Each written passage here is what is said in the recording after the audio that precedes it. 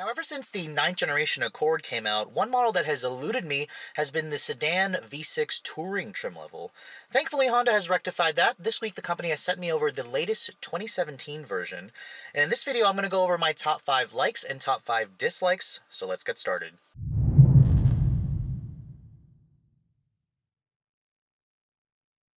Now this time I'm going to mix it up slightly. I'm going to start with my top 5 likes for this 2017 Accord. And number 5 is going to go to those gorgeous 19-inch wheels. Now these wheels are probably the best looking wheel I've ever seen Honda offer on an Accord. They're 19 inches in diameter. They're on 235/40 R19 tires. And you get these wheels on the Sport and the Touring trim. In fact, these wheels are so nice that apparently they are very popular with thieves. So if you guys own this model, I would highly recommend getting the optional dealer installed wheel locks to keep your car from having the wheels stolen. Now, number 4 is going to go to the sporty handling and the good ride quality. And this is something that Accords have always had. And this ninth generation continues that tradition. The ride is nice and firm yet compliant. And the handling is a lot sportier than you would expect. Much better than some of the mushy handling family sedans that are also available on the market. Number 3 is going to go to the very spacious and well laid out cabin. Now the Accord has always had a pretty well thought out and roomy interior ever since the 8th generation came out. This 9th gen basically continues that. The front seats are wide, there's plenty of legroom. The rear seats are also nicely supportive and they have plenty of leg and headroom.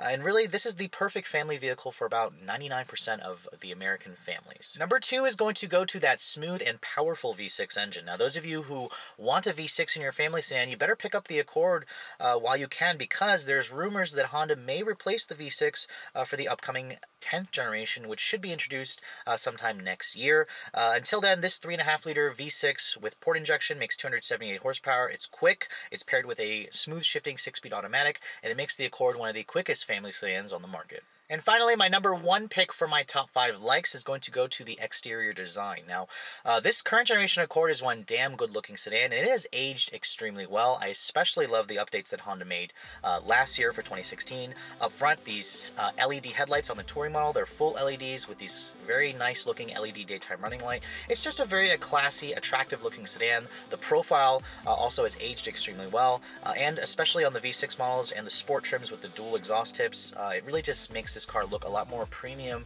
and expensive than it actually is. Now switching gears here, let's talk about the top 5 things that I don't like about the 2017 Accord. And number 5 is going to go to the 2-screen layout in the interior. Now when Honda introduced this in 2013, it wasn't really a feature or favorite feature of a lot of consumers and the automotive press. The lower trims of Accords didn't give you the 2 screens. However, for 2016, the company did update the Honda Link system. The nav screen has now been moved to the touchscreen portion, while the upper screen is for audio. For me, I really think Honda should just combine it into one larger, like 10-inch screen. Hopefully they will do that for the next generation. Number 4 for my top 5 dislikes is going to go to the lack of a heated steering wheel and cooled front seats. Now I know there are certain features that Honda is going to save for Acura. However, this car honestly offers most, if not all, of the features that Acura is offering. And I really think that it was a silly omission for Honda not to throw in heated steering wheel or cooled front seats on this top-of-the-line Touring trim. Number 3 is going to go to a lack of paddle shifters. Now, the Touring model does have a 6-speed automatic with a Sport mode. However, because it's just a very sleek-looking sedan, I was really hoping to have paddles. The Sport mode definitely helps, but the transmission definitely shows its age. It's a little bit sluggish sometimes in its response, and there's definitely areas of improvement where I felt that a manual mode would have been beneficial for this car. Number 2 is going to go to a lack of a volume knob. Now, the pre-refreshed Accord actually had a volume knob.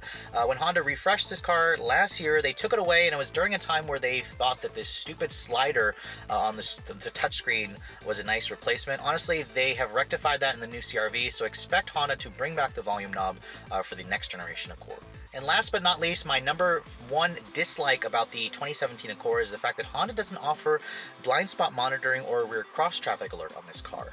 Instead, they give you the Honda Lane Watch camera, which honestly, some consumers really like it. I think the blind spot monitoring is a big, important safety feature that a lot of consumers actually like. So expect Honda to rectify that when they redesign the Accord for the 10th generation. Now that does it for my Redline first impressions on this 2017 Honda Accord. Now, I will be doing a full Redline review on this car, so expect to see that online in the next couple of days. Until then, if you guys are looking to see the latest cars I'm testing, make sure you follow me on Instagram at Redline_reviews, like us on Facebook, and if you haven't done so, please subscribe to the Redline Reviews YouTube channel for all the latest reviews. Thanks so much for watching, guys. I'll catch you all in the next video.